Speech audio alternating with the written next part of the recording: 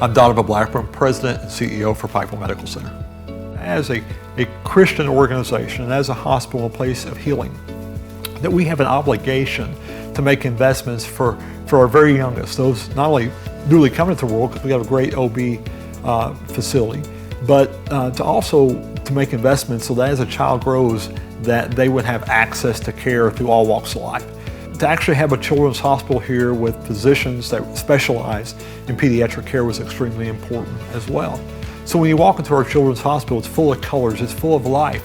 It has, again, absolutely some of the best pediatric physicians that you'll ever meet. Even on top of that, I will say important is that the name that's associated with it, which is the Metu name.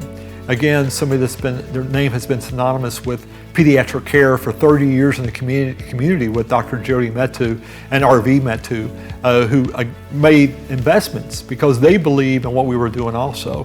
You know, the most rewarding experience for me also is having the opportunity to serve the people here. You know, over the last couple of years, specifically during COVID, our employees were labeled as healthcare heroes, and that's what they are.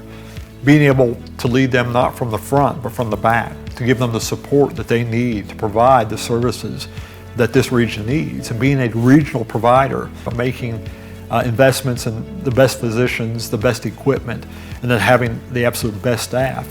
It really makes people like me look good. But I'm really the guy behind the scenes. It's the ones on the front line every single day that are making a difference when people are at their worst, when they're at their sickest, to make sure that every single patient is treated just like family. You know what I want the community to know about the Ava Center is, first of all, this is personal to me because it's part of my heart.